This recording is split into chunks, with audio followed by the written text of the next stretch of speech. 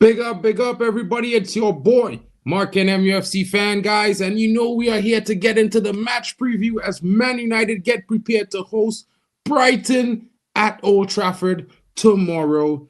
And it's going to be a big one. A very interesting matchup, guys, as Man United definitely need to get themselves in a winning percentage. They need the 3 points if we are to climb that table up even further and keep ourselves in position to get ourselves a possible better finish, and not only that, build some momentum to continue the form going into the Europa League midweek as well. We definitely need to get 3 points tomorrow, and it's going to be very important. Big up to everyone joining. Big up to Luan France in the building. Of course, I have my guys coming through in a little bit, but let's get into some news, a little bit of transfer news and a little bit of team news. Let's see how it's going. Let's get into it, guys, because it's going to be an interesting one. Lots of interesting news to be had. And of course, you know, Manchester United have lots of different situations happening right now. Of course, there's going to be, lots of transfer news. And of course, some will like it and some, like me, might feel a little bit frustrated by it because at the end of the day, Manchester United need all the help they can get. And we need all the players that we have available and fit to compete for the title. Now, and Manchester United have received an improved bid. Yeah, I saw that Luan Scotty Mac is in the building. He's definitely enjoying his time in France. In Italy. Doing big things for Napoli. It's unfortunate that the clubs aren't coming in for Rashford. Hopefully that will change. We'll get some more news on that. But AC Milan signing Kai Walker instead shows. It says a lot, guys. You know what I'm saying? But let's get into the story. Man United receive an improved bid for Anthony from Real Betis. They have raised their offer to sign Manchester United winger on loan. It has been revealed the £82 million winger tumbled down the pecking order this season under former boss Erik ten Hag and has remained on the fringes since Ruben Amorim took charge. While the Portuguese has been rewarded for putting his faith in young Amad Diallo instead, Anthony is available for transfer this month and Betis have emerged as the first significant suitors at the start of the month, but the significant cost of a loan deal, even with United subsidizing a share of his wages, makes the deal very, very complicated. Local Spanish publications ABC de Sevilla, who were the first to report on Betis' interest earlier this month, note a second bid has now been submitted, which comes closer to meeting United's demand. United accept that they will need to contribute to Anthony's wages, but are seeking guarantees over the 24-year-old's playtime, keen to see him given a fair chance to raise his value ahead of the possible permanent exit or a return to Manchester United in the summer. Anthony is said to be on a keen to move to Spain, is currently prioritizing Betis, who have added a law of Conference League football to the offer. Meanwhile, United are also handling approaches for another winger, Alejandro Garnacho. Napoli have already seen a bid rejected, while Chelsea have also expressed interest in the Argentina international. There are reports that he's linked to PSG, but Garnacho, being the guy he is, he said PSG can buy him on FC 25. Ultimate team is what he means. Big up to that, showing some confidence in himself. Some more news coming from another Red, 25-year-old Terrell Malacia. He has returned from injury. He has been showing a little bit of form, some decent performances here and there. But sources have confirmed that Man United told 20.5 million ace that he will be leaving the club this month. And they are trying to offload a few players in less than a fortnight remaining in the January transfer window. Football International told, according to sources close to Malacia, has confirmed that he will leave Man United on loan this month. The report further revealed that United have informed Malacia that he can leave on a permanent stance. The 25-year-old spent the entire 23-24 season on the sidelines due to a persistent knee injury, 17 months of absence. He made his long-awaited return. However, his performances have yet to live up to expectations, and Malacia has only clocked 200 minutes of play in the 5 senior appearances this season. The Netherlands international was Erik ten Hag's first signing at the Red Devils, arriving from Feyenoord at $12.5 million deal in 2022. Unfortunately, injury setbacks never allowed his career to take off at United, and manager Ruben Amorim feels his team 3-4-2-1 system formation with wingbacks play a pivotal role in this setup. And since his return, his lack of pace and shortcomings in attack have been laid bare. A January loan deal would offer him a chance to regain his fitness through consistent playing time. Regular game time could also boost his market value, which would ultimately benefit United. Marcus Rashford and Casemiro are two of the high-profile players who could exit in the coming days. Of course, there are lots of reports coming in that not much clubs are in for the 27-year-old Marcus Rashford, while Saudi remain the key factor in driving the reports that there's a possibility of Casemiro leaving. Guys, I see my brother Temba is pulling up. Big up to Madhouse in the building. What's good? Is Jack Reacher in the building? Yes, bro. If he is actually leaving, because I have heard other reports that are slightly contrary that says that United will keep the young Brazilian because, even if Marcus Rashford leaves and if there's another player goes out, we will be short in that attacking area. So let's see how it goes. Big up to everyone. Big up to Lucky Singh. If I'm the manager, I want to protect the back line. Temba, I see you, bro. Big up to Banks in the building. Some interesting news, Temba, as we were seeing here. But you know what I'm saying, bro. It's going to be an interesting time. You know what I mean? They're going to talk about all these transfers stuff. I think unless they actually do something, we are waiting for them to make some sales or we are waiting for them to make some purchases. Unfortunately, we've been waiting for weeks and nothing has happened yet. So for me, I'll take it as it is. One thing I will say is this, man. I feel for Amorim, honestly. I feel for Amorim. And I think I get why he wanted the job at the summer. Because this thing United are doing, Sergeant Ratcliffe, Enos, and Glazers are doing, man. I'm sorry, man. God knows. If I was Amorim, I would walk away from this club, man. Because it's a joke, man. It's a joke. Like, how are they not signing players for this manager? Because one thing this man I've shown to everybody is that some of these players, he does not want them. Like this Malaysia you're talking about right now. There's no way you would tell me Malaysia cannot play in this. I saw him, the games he played really well. The games Malaysia played, he played really well. But for some reason, this manager might not really rate him. He might want him gone. And for me, I don't have a problem with that. But the issue now we are having in you guys are having in your team right now is that the players whereby United or the manager wants to use, those are the set of players club are seriously coming for. The likes of Garnacho. And the ones he wants to get rid of, nobody wants them.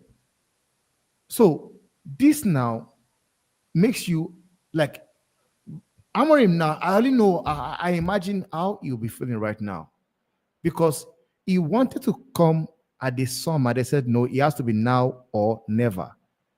And the guy has come to the club. I don't know what they said to him. I don't know what they told him that made him come. But we have not seen. They've not done anything so far. Nothing has been done. And this guy needs player. He needs signings. And the way things are going right now. I said it yesterday on the possible class. You guys may not sign any players. And there's a possibility whereby Garnacho might leave and Rashford will stay. Honestly. There's a possibility, because one thing is this, man, like you said before I come in, you said the fact that AC Milan went for Kawaka over Rashford, it says it all. Yes, I've seen so many people, many fan base, United fan base, trying to spin it like, bro, it's a disgrace for AC Milan to take Kyle Walker over Rashford. But the thing is this, man, Rashford wages is a lot. Like, I'm sure there was a point where they agreed that they were going to pay Rashford, I think, 160-something thousand. And I'm sure at 160-something thousand, Rashford is the highest paid already if he had signed a contract at AC Milan. He will be the highest paid. So sometimes, man, Kawaka came outside, they decided to go for Kawaka over Rashford. Man, you guys, I don't know what Amorim wants to do. But what I would say is, if Rashford, he needs to look for a club. He needs to tell his agent, his brother, to start looking for a job for a club for him. Because if he does not get a club, he should go and train with the under 21. Because Amorim have shown it that he does not want this dude in his team. But where does he go from here? Where does this guy go from here? Because this guy is like, he needs help. He needs players. He needs players. Mendes, that was supposed to come to United, now looks like he's signing staying a at new PSG. contract at PSG. Bro, Signing contract at PSG. The same thing for what's his name? Alfonso Davies. Also signing a new contract at but Bayern Munich. didn't I tell everybody that he going and sign a new contract for 20 So million now, because one per thing is like, season?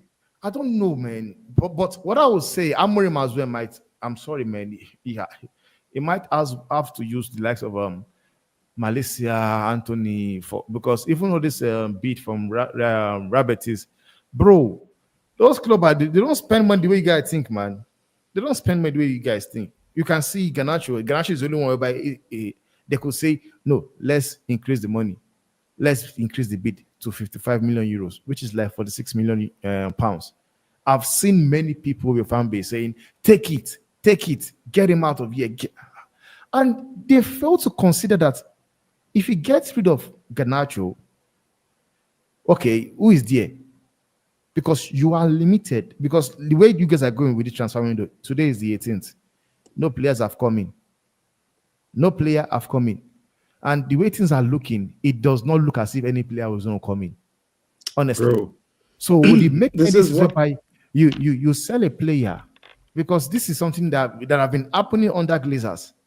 Now, Sergeant Ratcliffe, they came Glazers 2.0, whereby you sell players, you don't replace them. Ronaldo has not been replaced today. Cavani has not been replaced today. Martial has not been replaced today. Now you will get rid of Garnacho as well, whereby I'm sure if you get rid of Garnacho for 46 million pounds, which player is out there that you think is good enough that you want to buy for below the amount of money? Because unless you go and get somebody like Bino Gittins or something. But there's no way he will come to United. I saw the article. Not only United is interested in Gittins, Bayern Munich wants him as well. Chelsea as well also looking at him.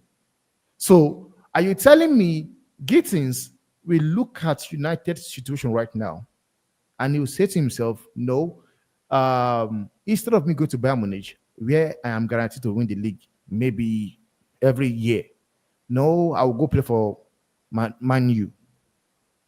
So sometimes all this doesn't add up. We know this club is a top club, it's a big club, but the way they are operating right now, clubs, players, agents are looking at all these things, and they will be advising their players here and there. Like, are you seeing the mess happening there? Do you want to really go there? Do you really want to go there? And when you talk, they tell you that no, he's a fan of the club. He's a fan of the club. Bro, we have so many players that are fan of the club that are playing somewhere else. Kopama is one of them.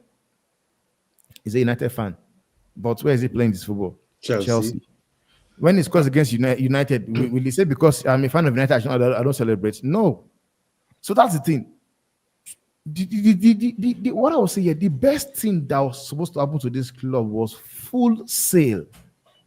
That was the best thing. Full bro, Temba, don't hurt my heart now, bro, because the reality, we all wanted this, we never get it, and this is where we are today. So we got to work with what we got. For now, we're working with bare minimum. And this is what I wanted to say tonight. Mark, man. The right? 80 million, these guys, the 80 million they said they included in the club. What was it for? Bro, like, don't talk about that 80 million now, bro. $800,000 went into the club. 800,000. Not 80 million. They say they buy 80 million in shares.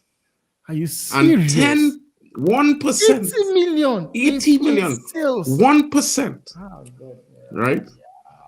1% of that 80 million went into the club, brother. These guys are here to fuck you with your club, man. They are here brother, to destroy your club. I don't know what to say.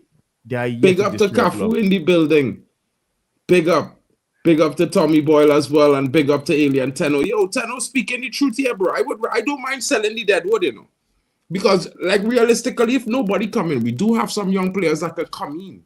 But you see, this is the next thing, Temba. Are the fans ready to hold on and deal with the fact that we're going to deal with some young players coming into this team? And we might win some games, but we might lose some games. They're not ready, bro. I'll say it here and now. They are not ready.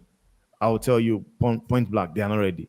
Because if they can be going the way they are going in on Garnacho right now, and the likes of Hoyland, I will tell you they're not ready. Because one thing is this, man. Like I was saying yesterday, when someone was saying, like I think it was Man, say we'll take 20 million for Garnacho, and I asked him, I say, do you realize that if Garnacho, because my Toma that people rate, that people will take at United, go and check his stats, and let's check Garnacho's stats. We don't talk about this now, bro. Because you see the Mitoma thing? Drex go talk on Mitoma just now. Because honestly, I'm just trying to just make sense of it. And you see where Mitoma is. If Brighton would want to sell him, they will sell him for nothing less than 60 million. Nothing less than 60 million. Hey, listen. So it doesn't make any sense to me. You see Mitoma. Let me just drop my 2 cents because I'm about to head to work in another 10. It's crazy how United fans, big up the chat, big up Mark, big up Temba. Big up to you, bro. It's crazy how United fans cry about other clubs when they sell players for good money. And they're like, oh, we didn't know this player. How come this club can sell this player for this price and we are selling this player that we haven't seen play football for this price, for a lower price? Man City, Chelsea got Man City, what's his name, Cole Palmer off City, and everybody was like, oh, how did Man City pull up that kind of fee for a Cole Palmer that barely didn't play a game, right? Yeah. And here we have Napoli coming for a player who's played this over is 100. Third full Winner season. Puskas. Yeah, it's third full season, right? Going into his third full season. He's won the League Cup. He's won the FA Cup. Don't anybody that wants to say, "Oh, Drex, you're lowering standard." We've not won a trophy. He has won Copa America as well. Yeah, he's won Copa America, and Napoli is coming knocking on the door and saying they want to have, they want to pay. Whether you like the player or not, it's not the question here. Napoli are saying, United are saying, give us 70 M's. Napoli are saying, okay, we want to entertain the conversation with 50. And United are saying no. So what's the problem? Like people are like, oh, sell him. You sell him for 20. Sell him. And if we sell, I remember when United sold Ikba, right? The fan base was on meltdown. How would you sell a player for less than $1 million? Now we are trying to act like the club that you don't wanted the club to act like, but it's not working. Everybody's looking like, oh, why are we selling crap players for expensive price? Like, I don't make it make sense for me. Bro, right? We pay 65 million for Mason Mount. Just the other day. And everybody's complaining that it was a robbery, right? But yet United wants to fleece. You want to call it fleecing. United is looking to get more money for Garnacho, and the fan base is in meltdown. Like, yo, selling for cheap. I'm like, bro, what is this? I think it's a case of everybody. Fans are actually complaining about these players, how these players have ego and all of that and what's not. But they forget that they themselves have egos. I'm in a group. And all I just see in the conversation there is just ego. I want to be right all the time. Bro, like, how we come to this point where we are not taking the piece of each other? We are going out at each other's throat just because we want to be right. Everybody wants to be right in their own eyes. I don't want to be wrong. And we are the people that have put us in this predicament. It looks like we are singing their praises, bro. Because every time we fight each other as fans, the Glazers are the ones happy. They are the ones smiling. So for me, when you ask that question, Mark, when you said, are the fans ready? Bro, the fans are not ready. All the fans care about is the W's and they are right. That's all the fans care about. Most fans, that's what they care about. True. They don't care about the W's. They want to be right. The man wants to tell you that Rasmus' first touch is like trampoline. And the next game, he wants to point it out to you and say, oh, I told you so. I told you so. Yeah. Like how does that affect our W? How does that affect the game, bro? Honestly, man. I'm like, what is this? When we are buying Rasmus, when we were buying these players, right? Let me just, before I drop, right? I'll pass the ball now. When we were buying, let me take a case in study, Anthony, right? When we were buying Anthony, the selling club said, bring 50 M's. The buying club said, no, we're not interested. That's too much. The buying club decided to go on a holiday and only for them to come back and go and pay stupid money. and everybody put it on the manager. Everybody's putting the price tag on the player. They forget the people that did the stupid business. Yeah. Now we want a proven striker. The same stupid people went to meet Atlanta and paid. The Atlanta said 60 something. I read the report where Atlanta was saying it's about 60 something M's. These people paid 72. How is that? How then we say it's on the player, bro? We say it's on the players when we know people. Now the club is trying to do business. They want to be business, not just business. Business, and everybody is taking the piss and like, oh, these guys, they are cheap. They are that. They are calling them. These Ineos and Glazers are not our couple. They were not my first choice, and they will not still be my first choice. But guess what? They are here. We can only hope they do what we want them to do. Crying about what they are not doing doesn't make them do that. I'm telling you. And you know the funny thing is, guys, right? Like, go, guys. Big up to you. The funny thing is, right?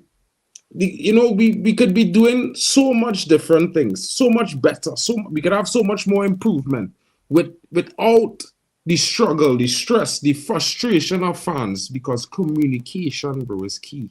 Communication. And they don't communicate well to the fans. It's like one of those situations, guys, where look at Holland. Drex talked about it. We paid 74 million euros for this brother. 65 million pounds plus add-ons, right? Yeah. And now we all know, because the club stated, we brought this guy in to develop for the future. Right? Now, if the club, despite all what happening, come out and say, listen, guys, we know Rasmus is not that guy yet. He's not the finished article. But we think that we can develop this guy in 1 to 3 seasons. And after that, he should be that guy to get us 15 to 20. I think the fan base will be able to say, well, okay, if this is what you guys thinking, cool.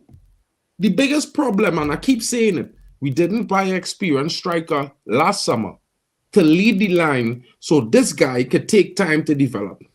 Mm-hmm. And that is the problem. And you know, Tenno, yeah, he does lock up with players and stuff.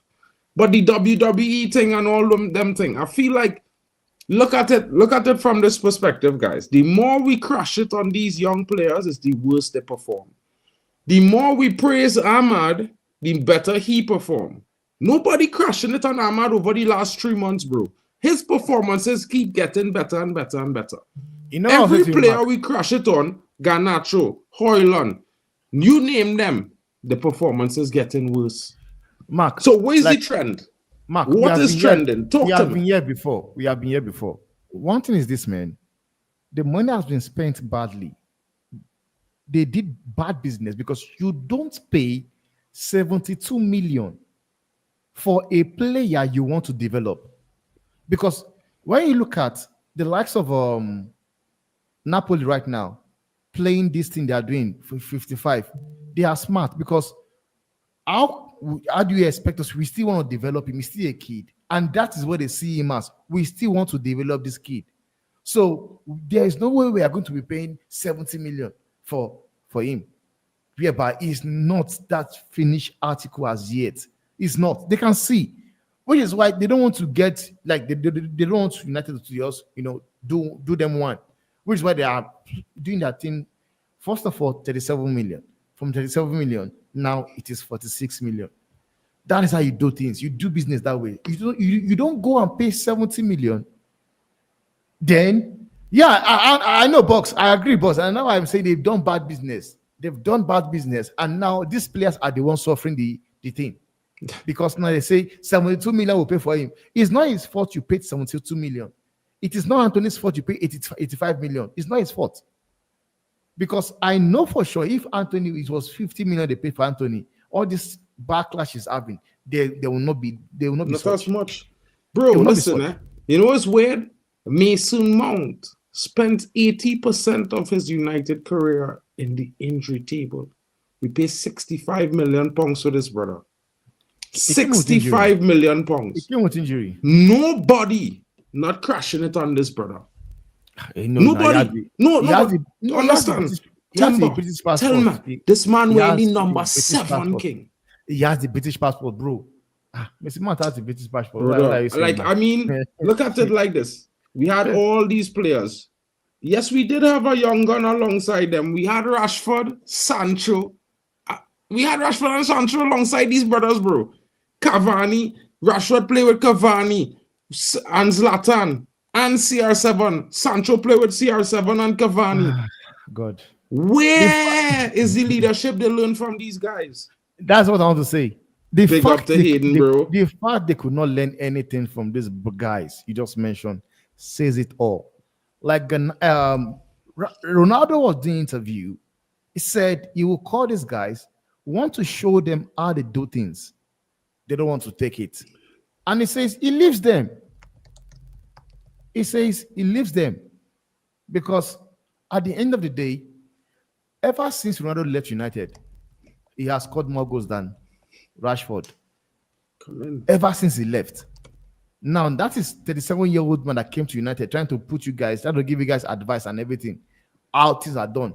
Nobody wanted to take the advantage of playing with a player like Ronaldo.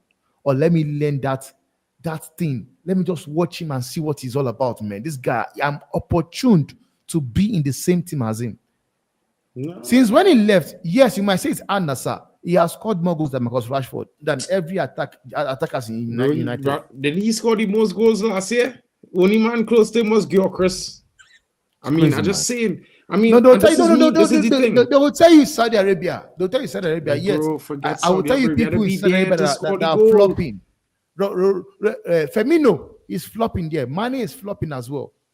It's only Mitrovic that is scoring goals with United. Only Mitrovic. Every striker that went there. I mean, Malcolm, it's not like Neymar who play what? I think he played like 12 games this season. And get paid. Probably. Bro, they want listen, to make his contract as well. Let me look into this because we're talking transfers and the real modus operandum today. Basically, it's not the transfers, it's the game against Brighton because that's going to be an interesting game. Brighton, you know, they beat us 2-1 earlier on this season. Was a tough game. Wasn't one of those things where I would say was our best moments, but of course, you know, I thought United could have done a much better job of winning the game. You know, currently right now, there's a lot of, you know, frustration in the fan base because we're not sure where the next win coming from. Now, you know, I'm the positive optimist. I definitely think we will be getting this win off this team, but you know, that's just me. You know, realistically, it might go down a lot differently from what I think. But let's take a look at this, guys. Man United's predicting 11 against Brighton. Is Amorim preparing a surprise in the midfield? Now, there's, you know, lots of news. You know, we did start Collier midweek. Was a very good cameo from the young talent. You know, I believe that, you know, Manuel Ugarte should be returning to the midfield fit. You know, Dalot should be back in action. You know, maybe he might get another game's rest, and you might see Collier playing that left wing back role or that left midfield role, however you want to call it. You know, and this time the biggest situation is that we will be paying a fitting tribute to our iconic striker Dennis Law, who passed away on Friday. You know, we need to beat the Seagulls, and if these guys have any respect for our heritage, we must win against the Seagulls at home. You know, that Trinity statue standing outside, we need to honor it this Sunday. There's no room for error in this game tomorrow. And that's why I would say, guys, it's a must-win situation for Man United. And currently, the predicted lineup looks a lot like Onana back in goal, De Ligt, Maguire, Martinez, Mazraoui in that right wing back role, Collier or Ugarte, Menu, Dalot in the left wing back role, Ahmad, Fernandez, and Xerxes possibly starting up front. My brethren, feel like I gave the wrong timing, boy. But we'll let you go first. Big up to Bali Tech in the building. What are your thoughts on the game for Sunday? Yeah, big up to the chat. Big up to the usual suspects like Stephanie and whatnot. But yo, Mark, I love your timing still. That Trini timing is the sweetest thing. I forget to tell you that when I say 9:30, I meant my time. I just know it's not your strengths, innit? You remind me of my mum. She will come late to anything, bruv. She will come late. She will come late to a funeral. She will come late. She will come late to her own son's wedding. She will do. She will come late to anything, bruv. She will come late to anything, bruv. But big up to everyone. Yeah. Brighton. So what? We're just talking about Brighton, yeah. Yeah, we're talking about Brighton. You know, I gave a round up at the starting lineup. Big up to Peter in the building. Long time my brother hasn't been around. Shout out to the Broski. Big up, boys. Yeah, So, you know, take it away now, bro. And after we'll give, you know, Peter will give his bits on the match. You know, we definitely know he have his opinions. You know, what can I say? When the seagulls follow the trawler, sardines will be thrown in the sea. Brighton's coming. You know what I'm saying? Brighton's coming. The prophet said that, called the king. Eric. How you doing, guys? You all right? Chilling. Bali, how you feeling about this game tomorrow, bro? Initially, I had PTSD from what Brighton done to us earlier in the season, with Danny Welbeck and João Pedro. And whatnot. Yeah, they gave me PTSD. But then when I went to go and look at the form table, and I went to go and see what Brighton's been getting up to, it seems like they've been getting a lot of draws lately. So they've been a bit indifferent, Bally, haven't they? You know what I mean?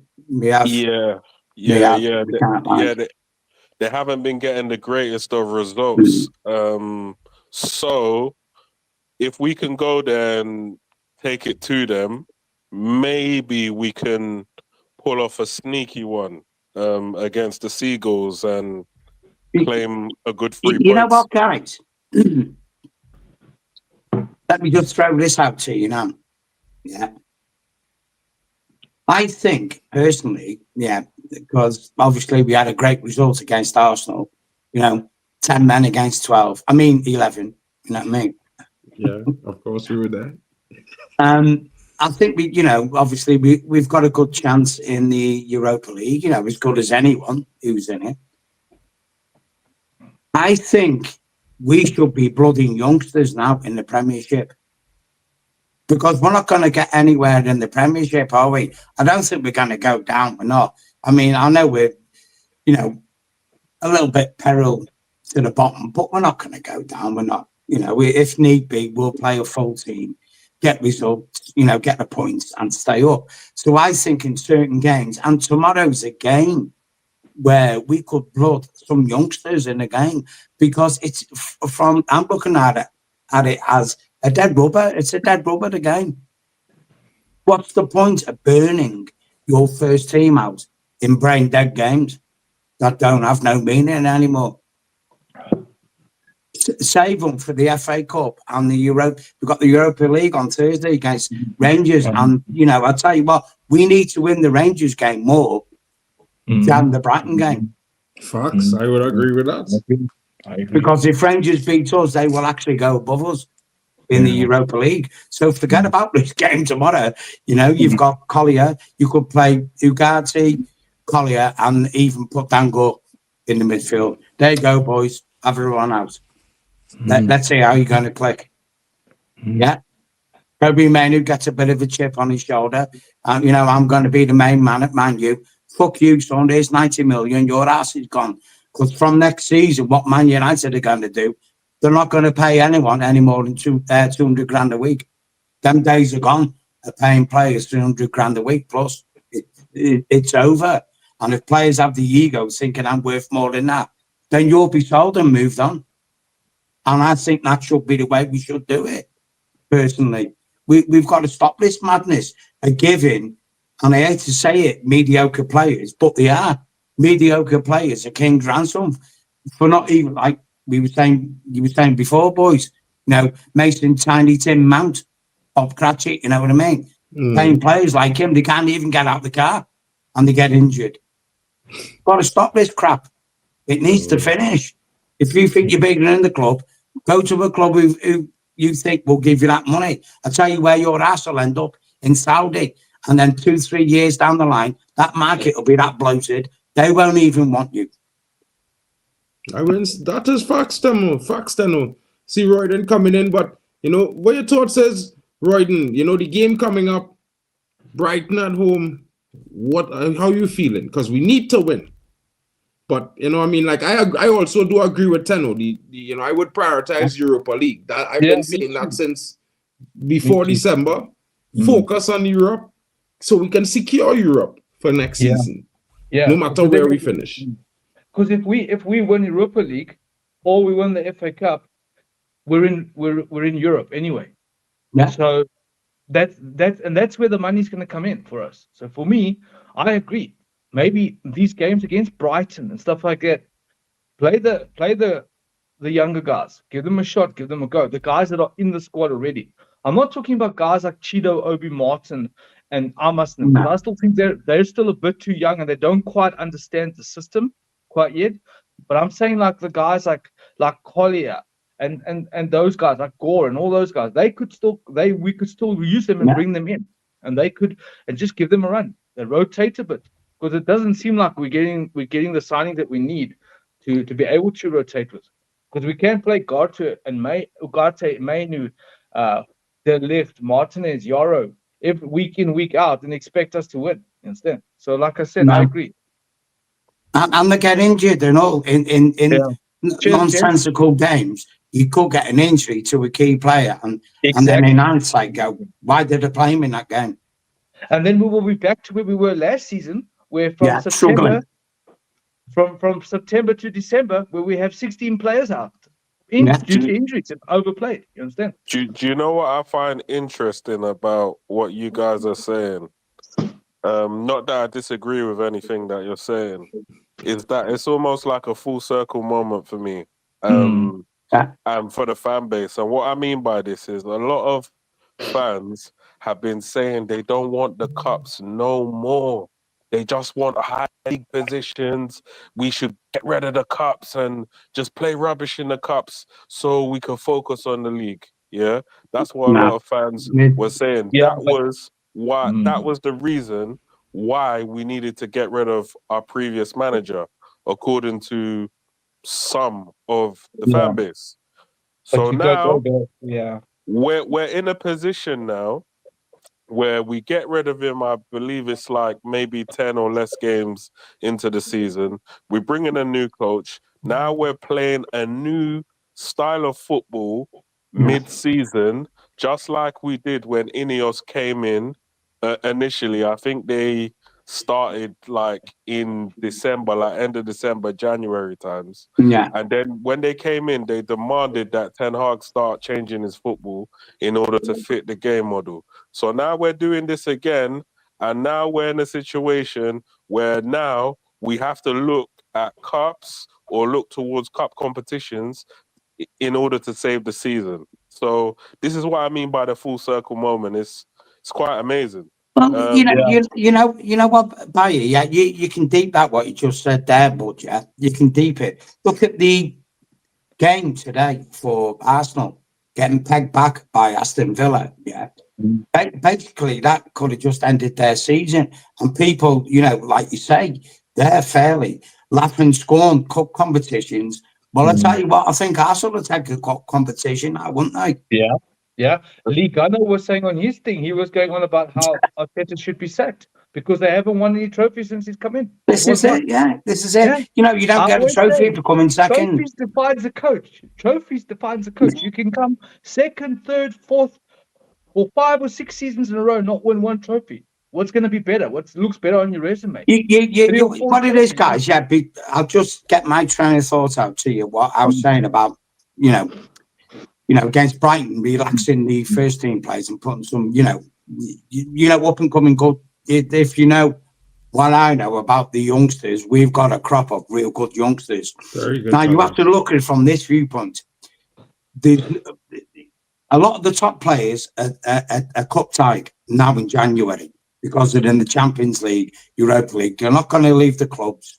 For example, Gorkres at Sporting, you could say, oh, well, you could leave Sporting, go to Man U. But now Gorkres will be thinking, I'm going to win the league with Sporting. I'm not going to win a league with Man United. I want to win the league. Maybe in the summer I'll go to Man United. Okay, you get all that nonsense out the window.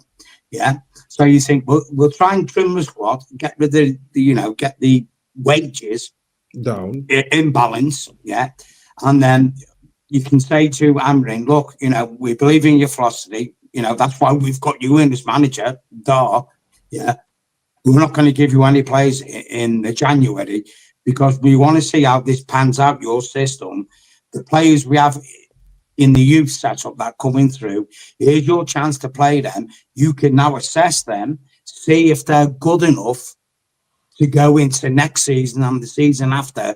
If not, we can sell them on. Instead of going out and buying an £80 million striker, a £60 million midfielder, and a £15 million defender who are crap. Yeah. Who were on big wages. Why not use what you've got there already? I think what you're saying, as long as you don't go down, which I don't think we will do, then this is your perfect moment to experiment with what you have. There you go. Yeah, but I think what you're saying makes sense, but it's whatever the club has decided that is Amorim's target, that's what he has to chase. So if the club has said that the current position that we're in is unacceptable before he signed the contract, and he has a duty that he needs to come within the top 6, say, or top 4, say, not going to happen. It's not going to happen. We can kind of see that there's a high potential that this is not going to happen. It's not going to happen.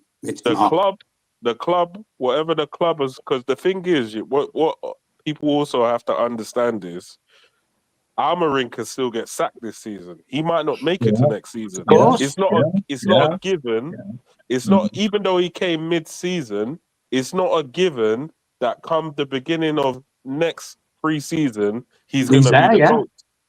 He could be sacked. So there's another side of the coin now, by here. Amorim might be able to buy any players in this season.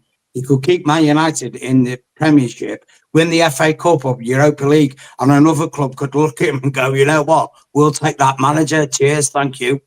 There's also that side of the coin, isn't it? Yeah, exactly. It's crazy that you tell a manager it's us now or never, and then you don't back him in the transfer window. It's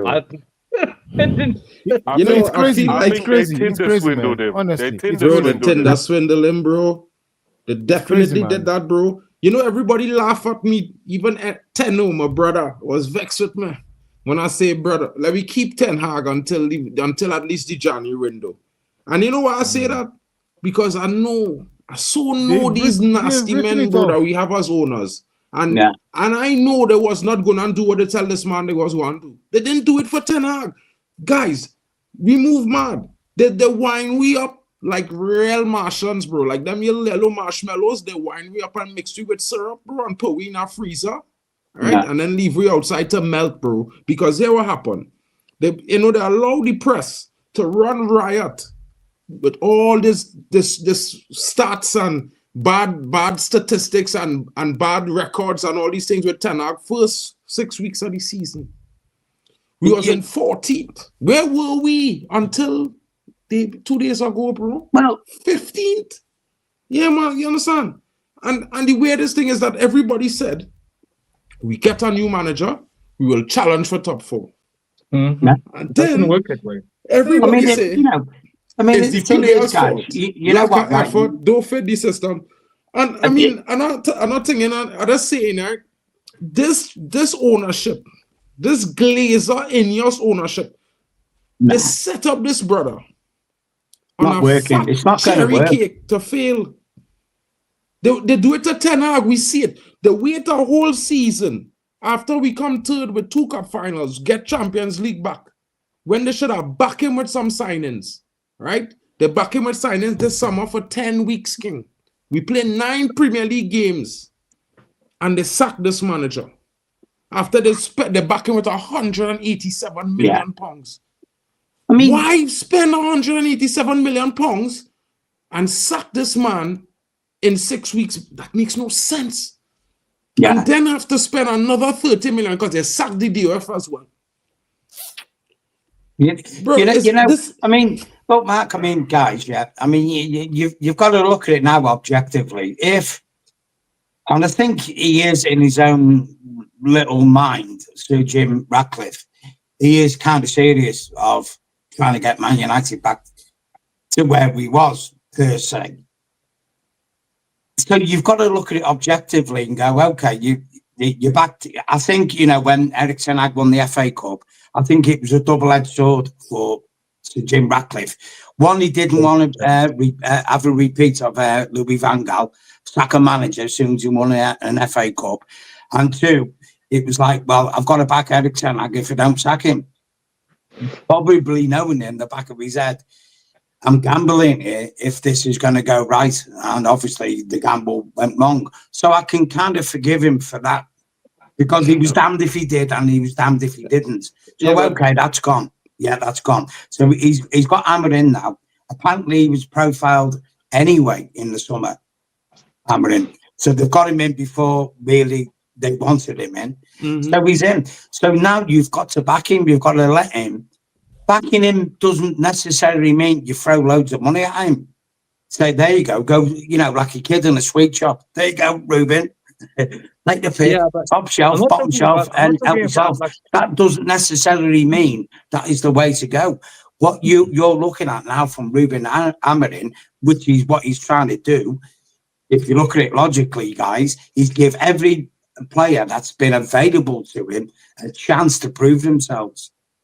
And that's all he can do. He's been limited with his training opportunities with a full squad, through injuries and whatever. And obviously game times in between. Players have to have, game, when they've played a game, they have to chill down and come back and that. So Ineos have got to let Amorim get, put his philosophy into the club without them interfering and go, you know what?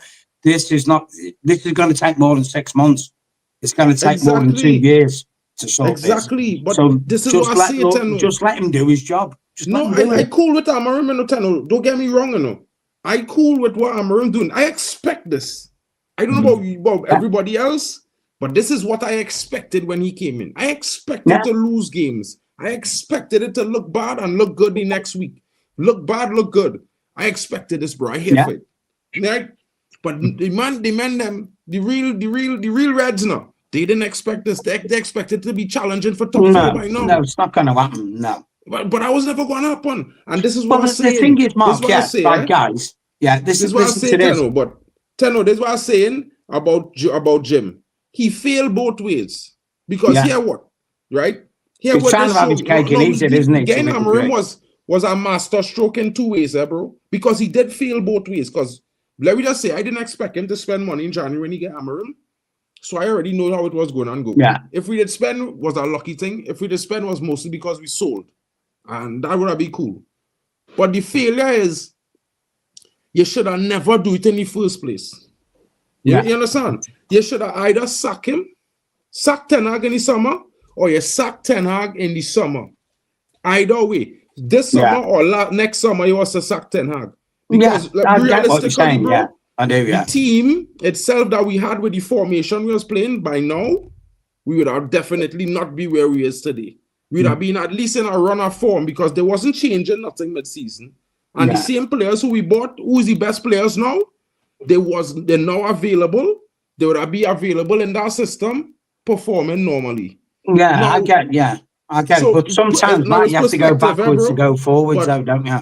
Exactly. You understand what I'm saying? No, I mean, if you look at Amorim's tenure so far at Man United, albeit they wasn't at the best. We beat Man City away, should have beat Liverpool away, and beat Arsenal away, basically against 12 men because the ref was against us. In between, we've had, and I say this slightly, against less quality teams, like Bournemouth beat us 3-0 at Old Trafford. I watched the game today, Newcastle-Bournemouth. Bournemouth handed Newcastle their asses, and Newcastle are on a 9-game winning streak. They literally bitch-slapped them in their own territory, or as expression says, they touched them at home. You know what I mean? So sometimes, considering he's got no players in, Amorim, yeah, he's dealing with egos in the club, yeah. Look at the results. I know it's a bit like an art monitor, up, down, up, down. Yeah. But look at the teams we beat. We beat quality teams. No, but it's true. No, We listen, touch I'm not quality taking teams, nothing away and from they're away from home as well. Not at all, Amorim, Peter. They're away from home. We're not taking nothing away from Amorim here, look. We all here back in Amorim. Yeah, I'm also backing. We aiming the crosshairs at Sir Jim and the decision making, because when you make these kind of decisions, and you're lacing the overarching situation is financial difficulty. No, bro, you're literally taking a crap on my head, bro, as a fan. I don't know about other fans, but you're taking a crap on my head, bro. The problem is, Mark, the problem is in January, especially Man United, we get 10 million put on a player's price anyway, whatever time of the year. Man United are interested. Well, that player 20 million, 30 million. Yeah, amounts to come. Yeah, but you're not going to buy quality in January. You're not. You're just not going to do it. We did a strategic review, and the strategic review didn't show that we needed a left back. And that's been a problem for a while now. Amorim needs a left wing back, somebody that's creative, because we're more creative on the right than we are on the left. Yeah. And this is the problem. So that review that they didn't it give a glaring signal, left wing back? Now, okay, fine. You don't get it in the summer, but damn well go and get it in January. I'm not saying give Amorim 8 or 9 signings or 5 or 6 signings. Give him 3. Left wing back. At least balance his squad. Midfielder and DM. There, we sorted. But and Tenworth, I'm not even saying I wanted Gyökeres. This everybody know I would have taken Gyökeres. No, I wouldn't say Gyökeres. I didn't want no striker in January unless it was like a Marmoush, unknown guy, cheap, less than 30 million. I just was hoping we bring in a left back or bring back Alvaro. Who's the Aussie guy at the top? Sorry, dude. What's his name? Royden. I'm not Aussie. I'm a South African. Sorry, my man. Royden. Yeah, I agree with you. Yeah, you look at this at the start of the season. Yeah, or you go back to last season. We've got the Regulon from Spurs on loan. Yeah. Basically, Eric Ten Hag barely played him. Yeah. So come the start of this season, Ten Hag sends, or whether it was Ten Hag's decision, you have to question it, don't you? Because I don't know. Regulon gets sent back to Tottenham. Alvaro gets sold. Yeah, we have Malacia, who's been injured for 12 months plus, and Luke Shaw is a constant set note. Going into a season knowing you don't have a full fit seasoned left back, is that really Ten Hag who done that? Really, seriously? Because I don't think Ten Hag would do that. No, he wouldn't do something like that. So that's the club that's done that to Ten Hag. I've gone, you go into the season with no season left back. Off you go, mate. Off you go. That's not the only stitch up that happened. No. They didn't sign a proper striker. That's the other stitch up that happened. How do you expect a manager who you think is world class or whatever? How do you expect a manager to go and i.e. win the league or get top 4 with no left back and no striker? Like it's impossible. Now we got a new manager who is, by all accounts, a very good manager, but he still doesn't have the tools, left wing back, and he doesn't have a certified striker. He didn't have a backup DM, King. If you look at all our rivals, they all got strikers and they all got left backs. They do. Bro. Can I just come in on the thing is, Bally, That's not. I want to hear what Temba to say just now, guys. You could turn around and say, when we ripped 60 million on Tiny Tim Bob Cratchit, Monkey. You know what I mean? We could have spent another 20 million on top and got a season pro like Harry Kane in to the younger strikers. Bro, even that, you get what I'm saying? You know, even if it was just 20, because I realistically feel Spurs was asking United for 130 million. I being so real, all reports indicated Spurs was asking United for 130 million pounds to sign Harry Kane, right? So I mean mad. But what I am mad about is that there were other options available of experienced strikers. Serge Guirassy was 17 million euros, my brother. Brother, 17, man them. That is 9 million, between 9 and 12 million pounds. What And the guy's scoring goals, bro. You guys, Scoring I don't know goals. I don't know what happens to your team, man. Like, this guy was available in the market for last 17 million January, euros. 17 million euros. Guirassy. And people, like, I don't understand. And you end up signing someone, man. Your people running your club, man, are running that club to the ground, man. Honestly. And this is why I will never stop saying it, because you guys should be protesting right now. Protest, right? Sorry. Keep protesting. You know what, guys? Yeah, right. Listen to this. I'm going back after the FA Youth Cup final when Man United beat Forest 3-1, and Garnacho scored 2 goals, and everyone was raving about him. And I took a lot of heat when I called him Adnan Garnacho after Adnan Januzaj. I said, you will see where this guy is in 2 years. I said, he is a carbon copy of Adnan Januzaj. He is a carbon copy of him. And if we can get 60 million for him now, I'd ship his ass. In fact, I'd drive him wherever he wants to go now. Get rid of him. He's crap. Can I just come in quickly with some really glaring things, right? So getting a new striker doesn't really solve our problem either. For the last 6 years, right? Shots for strikers, Man United strikers, 1.9 shots per game, right? Yeah. Harry Kane, 3.1 shots per game. Rasmus Højlund this season is averaging 0.9 shots per game in the EPL. Yeah. So getting a striker doesn't do anything if we haven't got service. I don't agree with that. I don't agree with that. I don't agree with that. Do you know why I don't agree with that? I'm going to tell you why I don't agree with that. And before I started criticizing Højlund for the lack of goals, because it's the easiest thing to do to just say, the striker didn't score, he's shit. But that's not what I was doing. I've been looking at the way this guy plays, yeah? The way he plays, his teammates don't have the confidence to pass to him. Not only that, but I've seen situations where we got like 3 against 3. And if you see the run that this guy makes, yeah, how the hell is Ahmad gonna pass the ball to you when you can't even make the proper run? Like, he's not making good runs at all. Like, if he's making good runs and Ahmad knows he's always going to make good runs consistently, especially in those high pressure situations where it's 3-on-3, 3 against 2, and things like that, then I guarantee you this guy will get more shots in a match. But we'll start in Liverpool now. But it's been for 6 years. 1.9 shots per game. 1.9 shots per game for 6 years. He went behind Van Dijk. Instead of coming in front, he went behind Van Dijk. Like, how do you expect that cross from Dalot to get, like, past Van Dijk to go and meet his behind Van Dijk? He done the same thing against Arsenal. He done the same thing that you're saying against Arsenal. Muted, Mark, you muted. Mark, you muted. Oh, I agree he don't make good runs, right, guys? But here my thing with this, right? And Paul Scholes, my midfield goat, say it in an interview, right? And he say, what he say?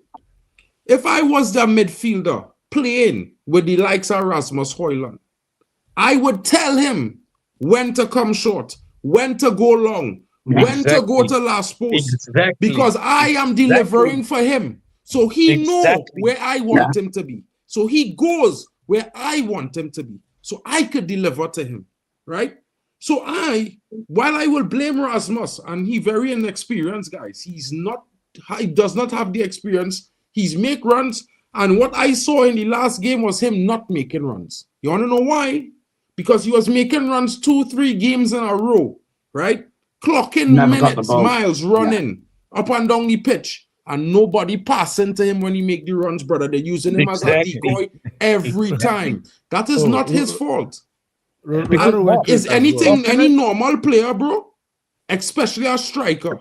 And this is why Ahmad and any other player on the midfield, whether it be Garnacho, whether it be Bruno, they don't have an excuse when not getting the ball to him because it is their job. Yeah. Their job primarily is not to score goals. It's to supply this, brother. And while he doesn't make good runs, they could solve that by communicating with him. Because at the end of the day, it's called team. And a good run is where the player could find you. And now, you just have to learn these things with your teammates because where Bruno could find him is not where Ahmad could find him. Where Ahmad could find him is not where Garnacho could find him. You know what? I was on Jarvis's channel when we beat Man City away. And you know what Jarvis is like. Excuse me. Yeah. He does his heat maps and all that. Now, the heat map of Man United was like a horseshoe. And there was just a little red blob in the middle. And the red blob was Rasmus Højlund. We played everywhere, bar through the middle. And it's just like what you just said there, Mark. How are you supposed to score when your teammates ain't giving you the ball? Exactly. It's been a problem for 6 years. If you haven't got the ball, you can't score. What? I'm not blaming the teammates alone. It's all of them fault together, bro. It's Rasmus' fault. It's Garnacho's fault. It's Ahmad's fault. It's everybody playing up front. It's all their fault. It's not one man's fault when we don't score. It's what Amorim said. It's exactly what Amorim said. No, bro, this is football. Forget Amorim. If you look at our past United teams, look at three greedy men play together. Rooney, Tevez, and Ronaldo. Brother, them used to pass. You don't know who was going to score in some moments because the three of them in front of goal. I'm just saying, because realistically, I am not going to let Rasmus say that he's the only fault. He's not the most experienced striker. We all could understand that. But the most important thing is communication. And as a player who's supposed to what, guys? Many moons ago, when I was a young lad playing football, I got taught by my PE coach, then it's called your physical education coach. PE coach. There's two rules in football you do. If you can't score and you see your teammate in a better position, you give him the ball. Don't try to be the hero. And also, when you're taking a free kick, if you're crossing it in, make sure you end the free kick to hit the target, the goal. Because if every player misses it, that ball could go in the net. They're the two rules you do as a player. I agree with that 100. This is what they teach me in school. They teach me in the club, in academy, in young academy. Tino, it's exactly look and pass. Look, pass, communicate. Go, run. Communication is half the battle. Half the battle, bro. And the biggest problem is when you, now listen, everybody here are sure play football or play sports or play anything. And you know when you stand up at a lineup and the two captains picking players to join the team, you don't want to be the last guy getting picked. You know what I mean? No, let's be honest. And when you're in the first 4 or 5 guys getting picked every time, you have a chip on your shoulder because he's a big boy. He's a player. You is a baller because you always is the first 2-3 men getting picked. It's the same game. Rasmus might be give it to the guy who's got the best opportunity. Exactly. That's it, man. That's the way but you got to game the ball sometimes. And sometimes I honestly feel some players in the squad feel that because they feel he might not do anything, they're not going to give him the ball. But then they don't do nothing with it either. So, and then who getting the blame? Not them. No. That's it, Because I hear a brother say on stream yesterday. To want to make a name for themselves, to make a big sale for the next gig I hear a man say Rasmus Højlund was standing up in a man shot line, in the eye line of the man shot, so he couldn't shoot. And I thought to myself, and I say, but wait, Rasmus is his striker. If you go in, running, approaching the box, and he is open, and you looking to shoot, but he open and he in the direction where you blocking your shot, you're supposed to give him the ball. The man sent a still image of the picture when he was there, Rasmus was here, and the defenders there. So he was like, if Ahmad is to shoot, where you going to shoot? You go shoot at, you hit Rasmus. No, he's supposed to dump the ball off to Rasmus, bro. In fact, he should have given the ball sooner, because if I took a clip the 4 seconds before that, Rasmus was calling for the ball, and the defender was coming in. It didn't reach him yet. And I'm just saying that we guys, we have good players. Some are much better. Some are much more ready. No. They don't click. But they don't click because they don't communicate well. No. They don't One communicate of the most infuriating things, guys, is when you see one of your wingers run with the ball, and you're in the play, and you know if he plays a short pass, you can be in on goal, but he looks like he wants to go and do it, then all of a sudden he stops, turns around, passes it back. It's like, why are you doing that? Literally, why are you doing that? What is the point in running forward if you're at least not going to put a shot on goal or play your teammates in? Why are you running and then going, well, I can't get past him, I'll pass it back? You've just, by default, reset your own attack by you checking back, because the opposition defenders have got back. That's it that Garnacho missed against Southampton. Wasn't passed that ball back in. You understand? He looked for the perfect pass. He gave him a perfect pass. You understand? And it was communication. The only thing was that Garnacho just didn't connect it correctly. Otherwise, that was a pure goal. Nah, Anthony just slip and fall, bro. Now, you know me, I back in Anthony, but he slip and fall at a really inopportune moment. It was it was a bad situation. And it looked terrible. Garnacho put a brilliant ball, bro. It was on a plate. You cast your mind back. Yeah, right. It is a prime opportunity of what I'm saying. You cast your mind back to the FA Cup when Man United beat Liverpool at Old Trafford 4-3, and Ahmad scored at the death. Yeah, that pass from Garnacho barely made it to Ahmad. Yeah, because Garnacho in his mind was thinking, can I get through and bang the goal in and be up in lights? He barely got the pass to Ahmad, and we were lucky to win that game that day. But any other player would have laid that off quicker and put it perfectly in him. He barely weighted it to him. The ball. Even I had said that during the game 10, you remember? I said it during the watch along. I was like, bro, he didn't really want to pass that ball. He didn't. No, he didn't. No, but you see, the thing is, Teno, I wouldn't hate him for that. He's a young brother, and all these young players, they are super huge egos. They like to see the starry lights, bro. It's normal. If he could grow out of it, he have time. He's still young. He's only 80. He's only 20. You have a whole year more development to go through. We can improve. Now, if we get a 65, 60 million for him, I would sell him too. I'd be 20 years old. Everybody know I would sell him.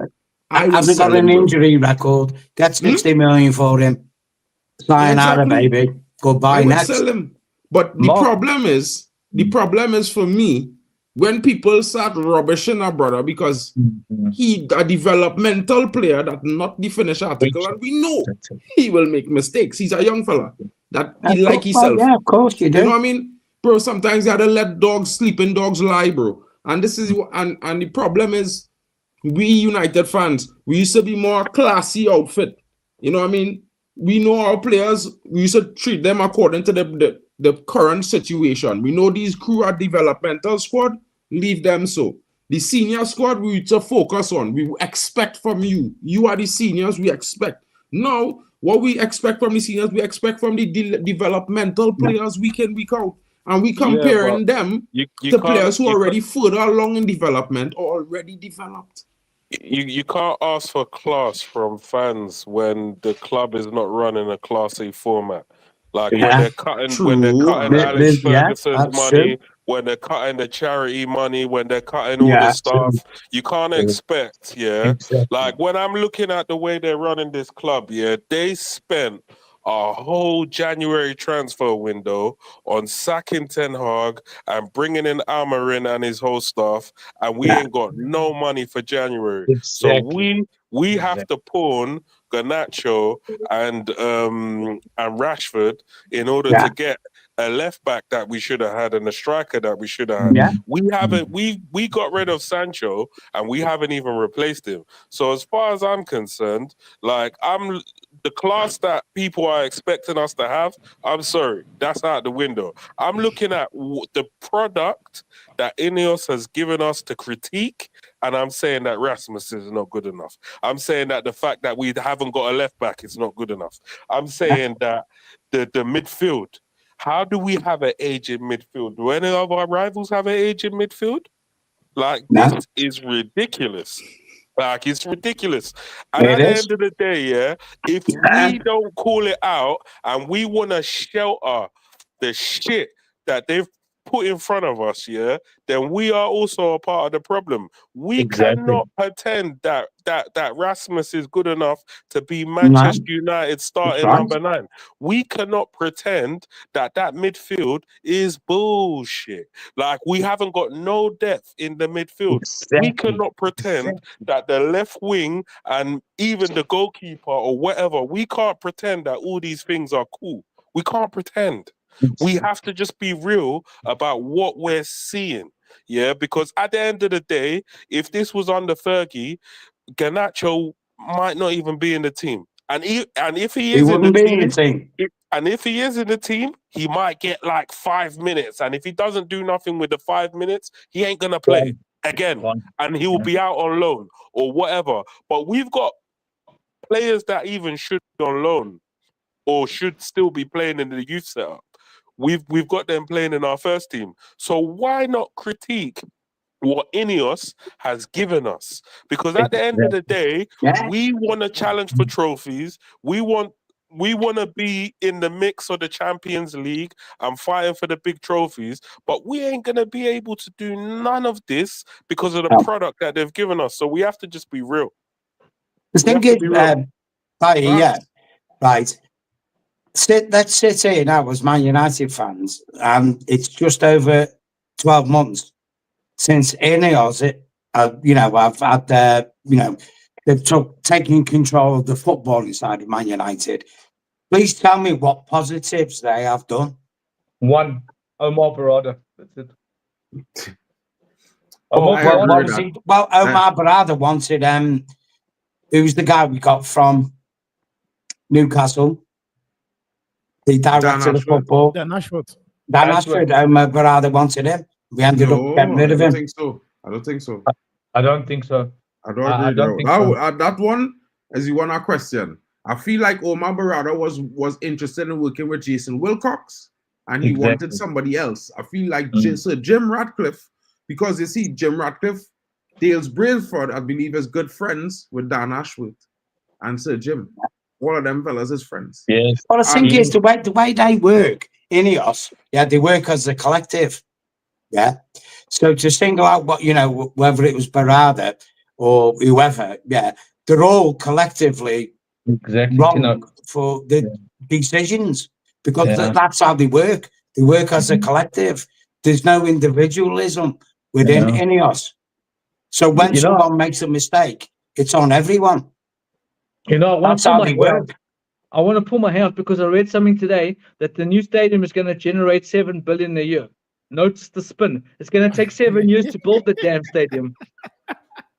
You know what, guys? Listen to this, and I don't mean this in a bad way, but this is how Man United work. This is how rancid this club is now. We will use the passing of a legend, Dennis Law, to deflect from us buying transfers in the window. Exactly. That's how it will be spun. Oh, we've got to remember the legend. Blah blah blah. Yeah. This is how they work. They do it non-stop. They do this non-stop. Contract extensions is a new signing, like Ahmad. Yeah. Now they announced. Now they could have announced at the beginning of December. Yeah. Well, this is it. I mean, I'll just say this now, guys. While I'm on Mark's channel and everyone hearing the Southampton game was my birthday, my 61st birthday, yeah. And that was my last game at Old Trafford. I relinquished my season ticket after that game because I will not support the shit that's going on with this club. Exactly. I will do what every other fan does: sit on my fat ass and watch them on TV instead. Truth. Yeah, true. So now I can bitch at people for going to Man United and spend their money to enable the Glazers staying there. The poetry of that. You get me? Don't bitch on me, Tino. Don't bitch on me because I have seriously. I was done with it. I kind of knew because my first game was in January in 1974 when I was 10 years old. We drew 1-1 with Arsenal, funny enough. We played Arsenal in the FA Cup. And it was kind of, you know, look, guys, in life, there's a beginning and an end. Everything has to, comes full circle, doesn't it? It does. It's life. And I was just sitting there thinking, this is the perfect ending for me. A bright prospect. Ahmad Diallo scores an hat-trick. And I thought, yeah, that's the way to sign off. Goodbye. Thank you. Perfect. Have a nice day. And it's a win on your birthday. Yeah. I don't blame you, bro.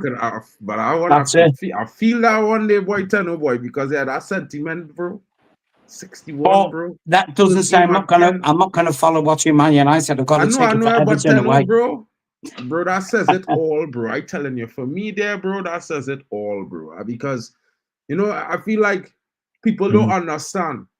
You know what I mean? Like, I get it, bro. We might want to pay 200K for me, right? I get it. But we know what, guys? Let me be real with you. Class is something that's supposed to be permanent with Man United, bro. We was the first club in English history to be we was at the epitome of football in glory, guys. I don't know if man them understand. When it comes to medical facilities, quality of the football club, quality of players, standards, everything was at #1. Yeah. And it was a shit show since these guys take over. Each and every year we degraded to where we are now. And 51 years of going to Man United games. Look at the stress. Look at what a fan had to do because of this nonsense. I mean, to be honest, guys. To be honest, you understand? To be honest, Pete, I telling you, I wanted to get a season ticket, bro, but the way things going right now, I holding off because here what's going on. The way I don't like it, and even if they build a new stadium, cool, all well is good and thing, but then when they get back to fluid, it's to money security, when the money coming in and everything good and we balance the debt and all these things. They had to resume all these foundation things, all these charity things. They have to fix that. They can't just do away with that and it never come back. Because then what are we really doing? Where we really doing? I mean, guys, when they got rid of the charity fund, for the ex-players. That was it for me, That done me. That was there. So you know what? Nah, 40 grand a year, and you're stopping that. It's like, nah. You know what? No. About Goldbridge.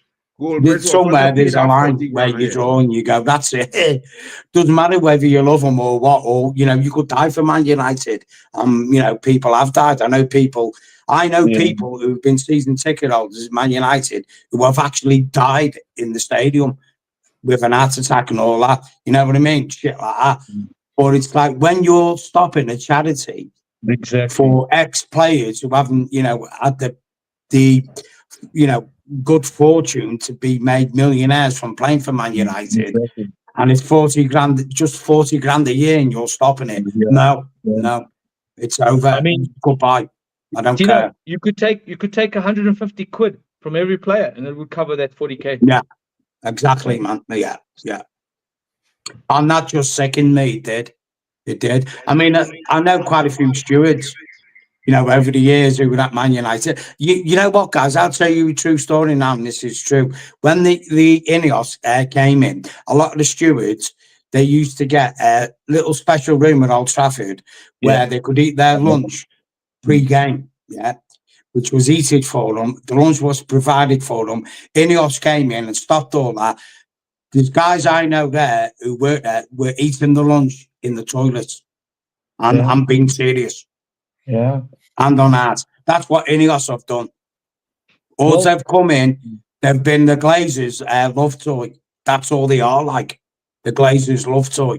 And you think this is bad now, you're only beginning to see the start of it, because they will strip us bare. The rat on the pitch, that ran onto the pitch during the game, the Southampton game, it echoes your sentiments straight up. Yeah. Yeah. It's true. Yeah. I'm being serious, true. guys. I've seen stewards who've been there 20, 30 years, had the privilege to take it off them, and they were eating their lunches in toilets. Yeah. It's not just In that, toilets. it's In the the good Sir people. Alex Ferguson stand. It's good I'm people being who get into serious. it.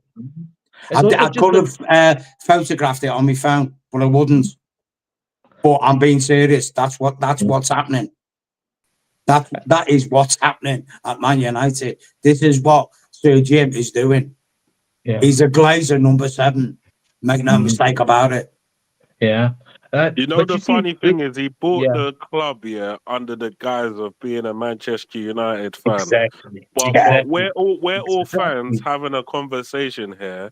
Let's be real. If we were in Sir Jim's position, the first thing you go into Manchester United to do is to stop the privilege. I think the first violation he did was he stopped the privileges for the FA Cup final for the travelling He did, support staff. That was the first thing, and I thought that was a bit weird and strange.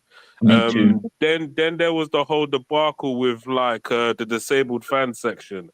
Then there was the Sir Alex Ferguson money. Then there was this charity thing. Then I just started to think to myself, this guy, either he's a Glazer or he's worse than the Glazers. Yeah, because a lot of people complain about the Glazers, but at least them man they just took money and took money and put it into their own pocket. They kept out the way, Bailey, didn't These they? They kept out the way, didn't they? Are literally cutting the heart and soul out of the club. They're just cutting it out. Like, I don't even know. Like, we know what it is to be a Manchester United fan, but I feel like the next generation ain't gonna know that because they're just destroying everything that's been built over years before they even got here. They're just destroying it all, literally, just because of what? Money. Some things are worth more than money. Yeah. Guys, can I just say something? No player under Sir Alex Ferguson earned more money than Sir Alex Ferguson. No. That already speaks volumes. You telling me no player earns more every player, most players probably for United now are earning more than Amorim. This is what I'm saying. It all comes down. It's all like a chain reaction. You understand? Glazers of when the Glazers bought the club in 2005, the downhill started slowly but surely. Started going down, and now we haven't hit rock bottom yet. We haven't. Bro, I don't want us to hit there. I'm being so real, and I will say this. You know what I mean? They never had any intention of relinquishing ownership because what they were kind of way out with Qatar. You understand? Maybe they thought about it, but maybe I feel they thought about it, but I feel certain because this guy, he real arrogant. I have to say it. I feel like he convinced them that if they sell it to him over a period of time, it's more profitable for them. He will bring it back on the way. It's like you sponsor me and I buy from you, a kind of way. Good deals, but at the cost of Man United. You know what, guys? Barcelona and Chelsea reject him. He wanted to buy Barcelona, got rejected. Wanted to buy Chelsea, he got rejected. Yeah. He's a Chelsea season ticket holder. But then he goes and says, I'm a Man United life fan of Man United. Come now, guys. And he's a tax exile, and he can only come into the UK 90 days a year because he's a tax exile. Britain's richest man, but can't clear the debt. They say he's got more money than Sheikh Jassim, but Sheikh Jassim was willing to clear the debt. No, makes no sense. Listen, guys, when it doesn't matter who you are, as a person. When you spend 1.3 billion pounds on anything, you do not do it willy-nilly and think, I don't want a return on that money. Exactly. Shit, how do you think you got that money in the first place? Facts. No one went up to him and went, there you go, Sir Jim, there's £1 billion, have a nice day. Tino, they said the Glazers are not going to take dividends, so where the Glazers going to get money? Retrench people, cut charities, all that stuff. There's your money, Glazers. Boom, boom, boom, boom, boom. No, listen, you know, this was supposed to be a match preview, but you know, Man United I'm fans sorry, speak guys. up and you know what we always talk about. We talk about all kinds of things, right? We passionate. You know that. We love Man United. Well, we're fans, right? Guys, we're fans, aren't we? We're fans, you know this what? is part of the Wouldn't it be conversation. nice? Wouldn't it be nice, though? Wouldn't it? Wouldn't it just be nice for Sir Jim, as he preaches, he's from Manchester, Failsworth. Yeah, you know, there's a name, Failsworth. Get the fail in it. Worth. Got the feel. Where he comes from, apparently, he's a Man U fan all his life. Listen, that. Wouldn't you think at least just once this season, sit down and have a Q&A with fans? Yeah. Why not? Why you not? know what I'm saying? You know what I mean? This is something he must do. Not only that, but Peter, bro, like, realistically, we are better than this. And as much as times might be hard and it might be dark, as you say, right? You're not going to spend 1.3 billion willy-nilly, right? But realistically, if you are, I don't know about Man the Money panel, but if I was worth 29 billion, 29 billion, they say I would, right? I would have do all the numbers. I have smart people to do all the numbers. Oh, yeah. It's about 500 million United fans. Right. If I could give them a title, better yet, our next treble in the next 5 years, chances are highly likely that I would sell 500 million United kits. You know? Yeah. 500 million United kits by £60, brother. That's 30 billion. You say you get 20% of that. 20%, bro. Right? You don't make back your 1.3. And they're guaranteed. You have a 3-year span, 4-year span, you're making 1.5, 2.5 billion. And that's just off our shirt sales. We ain't talking about other price money. You know what? The strategy from Sir Jim, and that can go a couple of ways. Yeah, right. It's obvious. This is why I gave my season ticket up. It's obvious he doesn't want legacy fans. I'm a legacy fan because I don't go to the megastore, rip a shitload of money. I just go to the game and scoot off. That's it. Exactly. They don't want them type of people like me there no more. They don't want it. Doesn't matter what you look like. You could be, white skinned, black skinned, green skinned, pink skin, blue spots. They just want people who go in there and go, insert credit card, spend £100, fuck off. That's it. That's what they want. Fine. Okay, that's business. That's the way it works. Like any product. You want to sell your product, get maximum profit off it. That's it. Like, the problem is when you're getting rid of legacy fans and you're looking at the younger generation that's up and coming, you're in a decrepit stadium, you're in a football team that's epically failing. You're looking at clubs around, like the stadium Everton are building at Bramley Moor Docks, the Spurs stadium, even West Ham at the London Stadium, the Emirates Stadium, Newcastle are going to refurbish St. James's Park. Anfield's getting refurbished even more. Even the Forest Ground, this and that. We're lagging way behind. When you're a young fan looking at all this going on, you're going to think, who the fuck am Man United? Exactly. Well, why do you want me? Oh, but look at our history. Yeah, and what? What is today? Exactly. But are you winning anything? No. Okay, I'll go follow the team that's winning. Because that's how kids think in the mind. I've got a grandson who's 18, who grew up being a Chelsea fan because Chelsea were winning things at the time. Exactly. That's how kids think. Yeah. You know what I mean? So you're potentially losing access to how many fans, how many thousands of fans you're going to lose access to because of I don't think the way you do in business. Now, really I said to everyone, before I go, guys, I'll just say this, and I'm right. Listen very carefully to what I say, because this will resonate in the coming seasons. Yeah.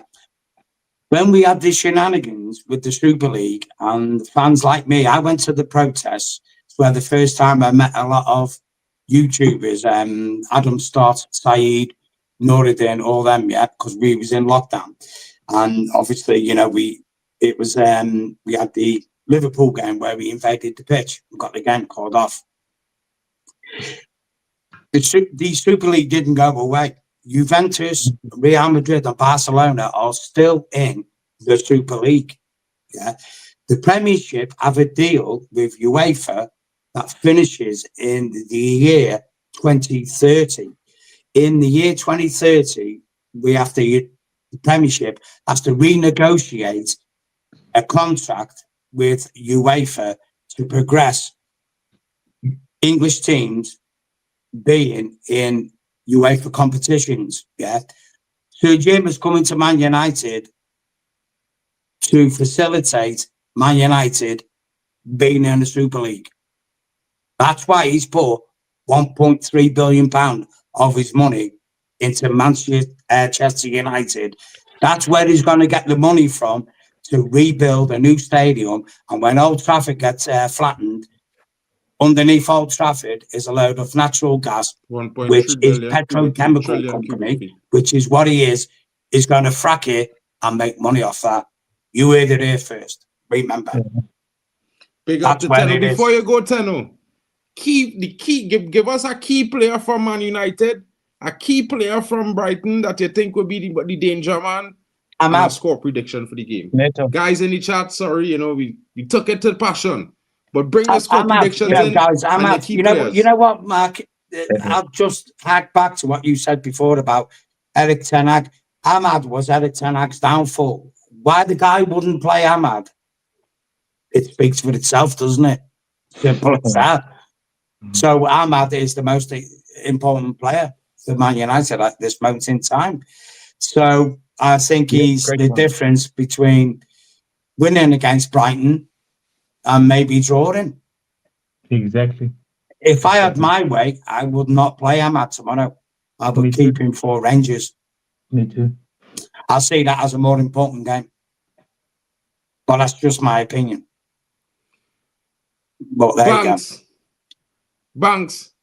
Oh, score prediction for the game tomorrow, Peter, before you go. I will go for a tentative 2-1 Man United win. Big up, Peter. Banks, key man for the game for Man United, key man for Brighton, and a score prediction for tomorrow, bro. Garnacho for United and Siso for Brighton. And I will say 2-1 as well. United win 2-1. Brighton, what are you saying? Yeah, coming in now, yeah. Anyway, guys, got to go. I'm going to United, Siso for Brighton, and I'm going to go 3-1. To United. Big up, bro. Big up. Bali Tech. Never fear Bali's here. Bali Tech.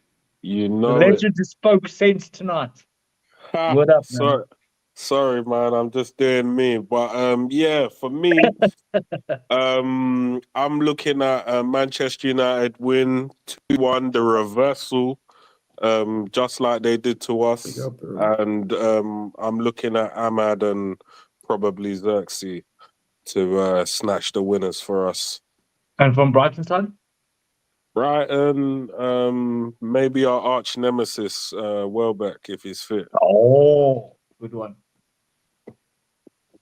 Big up, bro. Well, guys, it's back to me, Mr. Positivity. You know how I just drop it. I could never predict a United loss. So I will be like Jack Reacher here. I looking for another 3-1 victory. Onana is in goal, and he doesn't fill me with the most confidence, so I expect us to concede. But I'm not going to say I expect Ahmad to have a hat trick again, but he could get a brace. You know what I'm saying? But on the other side note, I would actually like to see some players come into the team. I would like to see this young guy come back into the team, Toby Collier. It would be nice to see him get some starting minutes or just some minutes in general in that midfield. He showed a really good performance in the last game, and I think he deserves to be rewarded with some more minutes. Yeah. You know what I mean? And I do think it's a very big possibility we could win our first back-to-back games in the Premier League since Erik ten Hag has been sacked this season. Might be, and maybe we might just get a win. And I mean, Joshua Zirkzee had shown a real good performance, so that's going to be my key player for this game. I think he's going to start, and I think he's going to find his way into the back of the net very early in that game. And I would like to see a good performance from the team, a strong, consistent performance with heart. You know, it don't have to be the most beautiful game of football I see tomorrow, but I just want to see fight. Hard-working team, doing the right things, you know, and taking their chances, because we have been suffering with clinicality problems for months and months and months since last season. That is our biggest problem, being clinical in front of goal. So I go for a 3-1. I think the team has shown that they can score goals. We always had goals in the team, but finishing them was the biggest problem. And I know Brighton is a dangerous team, but I think they will be a little bit complacent. You know, they know they beat Man United already. They know they have Man United's number. So I feel like they might walk into Man United thinking they already have this game in the bag. And just like Arsenal, we have a recipe for them. Big up to everyone in the chat. Big up to the great one, bro. The link is in the chat, bro. You should have come in. We was waiting for all the time. You know, it's over the time by twice the time. We was only going to do 30 minutes. And we've been here 90 minutes, guys. You know, passion superseded all tonight. Big up to Lucky Singh coming in. He predicted 2-2 or 3-2 if possibly Xerxes comes in and gets a few goals. You know, my brother. Great minds think alike. Of course, Jack. You know what I mean? Positivity. Jack. You're not too late, bro, but give your score prediction, bro. Quick movements. Quick movements. Come on, give your score prediction real quick. I'm going to drop the link for you real quick, and then we will be signing out for tonight because, guys, it's been a long one. It's been a fun one. And, of course, you know, we have the watch-along tomorrow night. We will be here. Make sure you guys tune in. Come in, smash the like, support. A 3-0 world prediction. Xerxes hat-trick, he says. Well, guys, we Good definitely winning tomorrow. Because this brother, I don't know if you guys remember, but in the last match preview, he predicted a 6-1 and an Ahmad hat-trick. Ahmad hat-trick, the man predict the last game. The great one. Let's see. I hope so. I want him to shut everybody up. No, Madhouse. Luan says 3-2 United.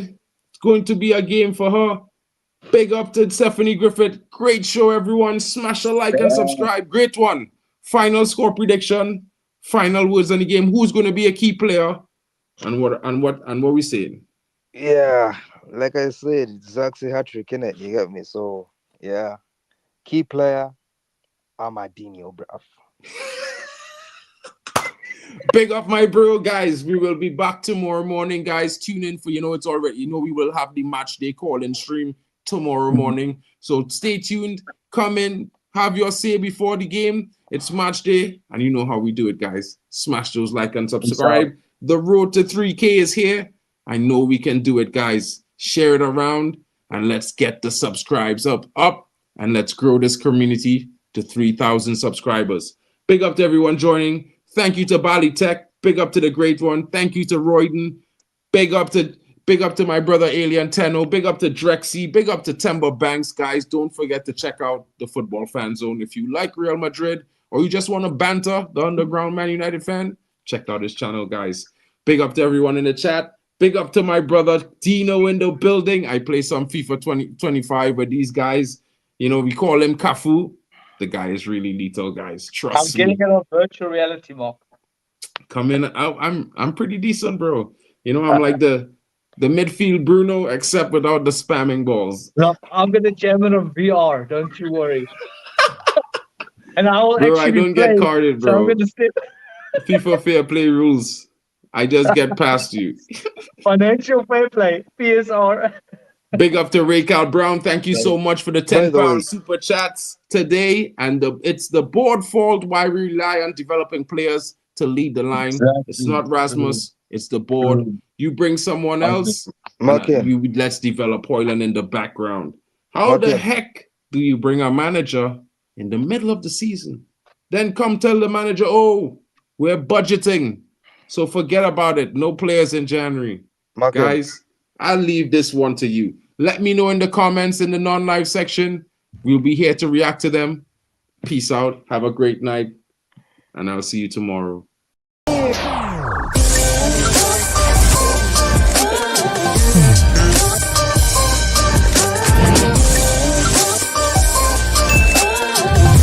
Baby.